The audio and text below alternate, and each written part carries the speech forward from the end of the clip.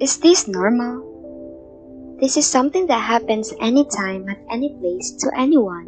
But why are we not talking about it? We choose to ignore it as if it's something normal. But while nobody's talking about it, we are living with it. I don't usually walk home alone at night. Hey gorgeous! Where are you going? Can I come with you? It makes me feel so uncomfortable. And even if I want to, I couldn't do anything about it because I don't want to get in trouble. I try to not even look in their direction or give any form of gratification. I could only ignore it and think that maybe this is normal.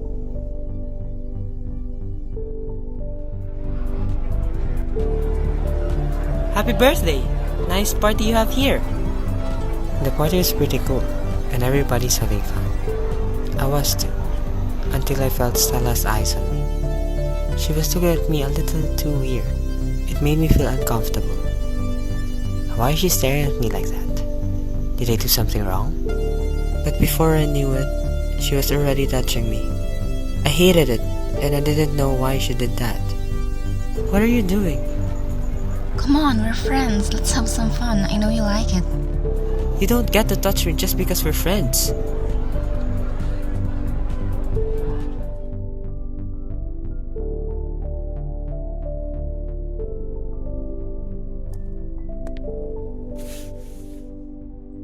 I love experimenting with my clothes.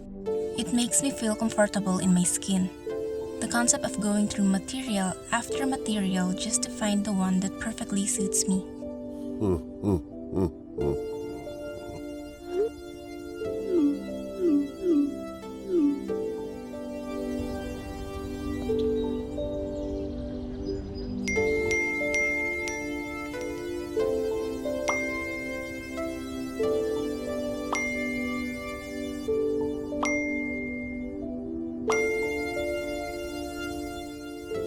I have no idea where these unsolicited messages came from.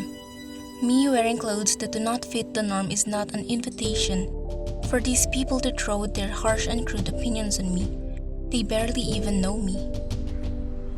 School for me has turned from being a learning ground to a place of threat. I decided to be less active online. They have reached a place I didn't realize they could. My mind. I felt objectified and conscious of the way they perceived me.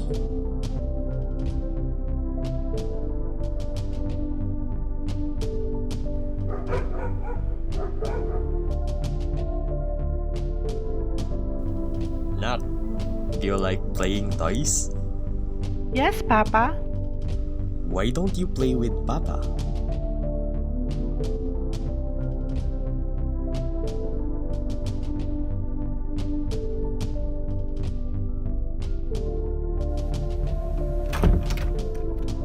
How was your day, anak?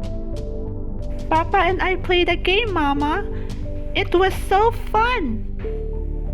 That's only 4 out of hundreds of millions of people who experience sexual harassment. We have made progress over the past years, but sexual harassment is still happening. And no, it is not about men versus women. It's about us versus the inequality of power. A person of any gender should feel safe anywhere, but the power dynamics in the society enable people to sexually harass and intimidate others. 3 in 5 women have experienced sexual harassment at least once in their lifetime. In the Philippines, 58% of incidents of sexual harassment happen on streets, major roads, and public transport. 68% of girls and young women have experienced online harassment on social media.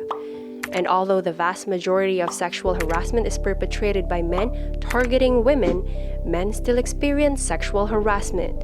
In fact, at least 1 in 6 men have been sexually harassed, whether in childhood or as adults. What is sexual harassment? What's okay and what crosses the line? The Sex Discrimination Act 1984 defines sexual harassment as any unwelcome sexual advance, unwelcome request for sexual favors, or other unwelcome conduct of a sexual nature, which makes a person feel offended, humiliated, or intimidated. Sexual harassment shall be unlawful in the employment, education, or training environment, as prescribed in the Anti-Sexual Harassment Act of 1995. The Safe Spaces Act of 2019 also recognizes that both men and women must have equality, security, and safety, not only in private, but also in the streets, public spaces, and online. Sexual harassment is not only wrong, it is against the law. Some examples of things and actions that might constitute sexual harassment could include unwelcome touching, grabbing, leering, staring, insulting sexual comments, asking for sexual favors, asking intrusive questions about a person's private life or body, unwanted invitations to go out on dates, making other physical contacts without consent, unnecessary familiarity such as deliberately brushing up against a person, and sexually explicit text messages. Sexual harassment can come from anyone, even from a close friend or relative. And even in daylight, nightmares can take form. Victims of sexual harassment can experience debilitating stress reactions, including anxiety, depression, and sexual dysfunction.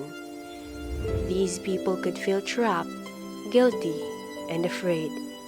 Over time, their confidence slips away, making life without harassment seem a distant memory.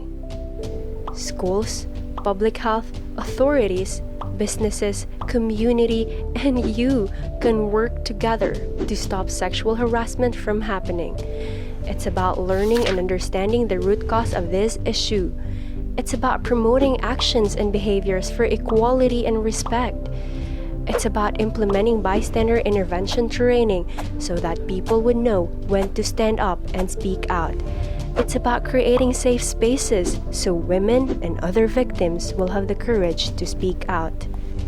Standing up for yourself isn't always easy, but no matter how much power someone has or what you think might happen when you say no, if they make you feel uncomfortable, tell them to stop. They are in the wrong. Sexual harassment can feel very lonely and personal.